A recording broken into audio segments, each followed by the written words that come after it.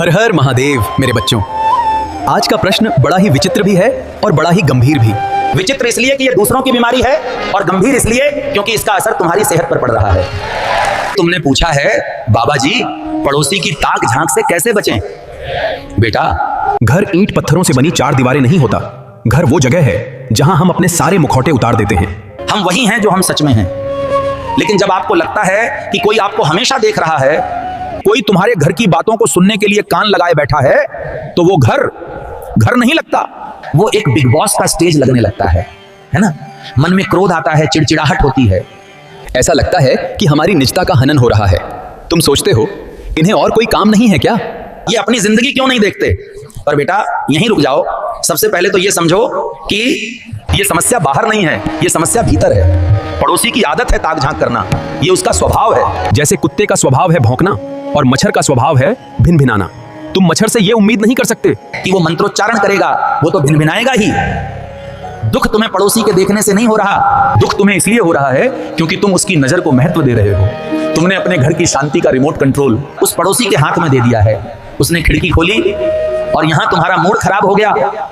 इतने सस्ते मत बनो बेटा कि कोई अपनी छत पर खड़ा होकर तुम्हारी शांति खरीद ले। वे ऐसा क्यों करते हैं? चलो थोड़ा गहराई में उतरते हैं। आखिर कोई इंसान ताक झांक क्यों करता है? कभी सोचा है जिसका अपना जीवन खाली होता है वही दूसरों के जीवन में झांकता है। जिसके अपने घर में खुशियां नहीं होती वह दूसरों के घर में क्लेश ढूंढता है। बेटा, वो पड़ोसी जो दिन भर तुम्हारी बालकनी की तरफ देखता है या जो दरवाजे की आड़ से कान लगाता है, वो दरअसल एक मानसिक रोगी है। वो दया का पात्र है। उसका अपना जीवन इतना नीरस है कि उसे तुम्हारे जीवन में मनोरंजन दिखता है। तुम उसके लिए एक सीरियल की तरह हो। जब तुम ये बात समझ जाओगे तो तुम्हें उन पर गुस्सा नहीं आएगा, तुम्हें उन पर तरस आएगा। सोचो कितना गरीब है वो इंसान जिसके पास अपनी जिंदगी जीने के लिए कुछ है ही नहीं। वो उधार की जिंदगी जी रहा है तुम्हें देख देख कर। और बेटा, सनातन धर्म कहता है पर निंदा महापाप। जो दूसरों की बुराई ढूंढता है, दूसरों के दोष देखता है, वो असल में अपने पुण्य क्षीण कर रहा है। संत कबीर ने कहा था निंदक नियरे राखिए आंगन कुटी छवाए, कि निंदक को तो पास ही रखना चाहिए। क्यों? क्योंकि वो तुम्हारे पापों को धो रहा है। जब पड़ोसी तुम्हारी बुराई करता है या ताक झांक करता है तो वो अपनी ऊर्जा खराब कर रहा है और तुम्हारी नजर उतार रहा है। घबराते क्यों हो? उसे अपना काम करने दो, तुम अपना काम करो। भाग 3 आध्यात्मिक कवच। सवाल है कि इससे बचें कैसे? क्या हम भी उनसे लड़ें? क्या हम भी उनकी तरफ पत्थर फेंकें? नहीं बेटा। कीचड़ में पत्थर फेंकने से कीचड़ अपने ही ऊपर आता है। इसका सबसे बड़ा उपाय है उपेक्षा। तुमने हाथी को देखा है जब वो बाजा से निकलता है? सैकड़ों कुत्ते उस पर भौंकते हैं। क्या हाथी रुककर हर कुत्ते को जवाब देता है? क्या वो सोचता है कि इस कुत्ते ने मेरे बारे में क्या सोचा? नहीं, हाथी अपनी मस्ती में चलता रहता है क्योंकि उसे अपनी विशालता का पता है। मैं उस हाथी की तरह बनना होगा। पड़ोसी ताक झांक कर रहा है, करने दो, उसकी तरफ देखो ही मत। सबसे बड़ी सजा यह है कि तुम उसे यह महसूस करा दो कि उसका होना या न होना तुम्हारे लिए बराबर है। इस दिन उसे लगेगा कि उसकी हरकतों का तुम पर कोई असर नहीं हो रहा, उस दिन उसका मनोरंजन बंद हो जाएगा। वो बोर हो जाएगा और कोई नया शिकार ढूंढेगा। लेकिन तुम क्या करते हो? तुम उसे घूर कर देखते हो।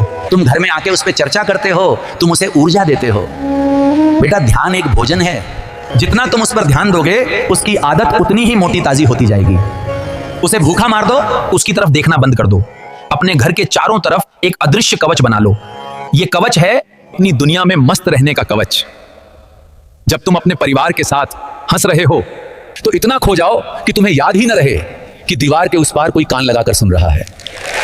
बेटा, अंत में बस इतना कहूंगा, तुम्हारा घर तुम्हारा मंदिर है और मंदिर में कौन झांक रहा है इससे भगवान को फर्क नहीं पड़ता।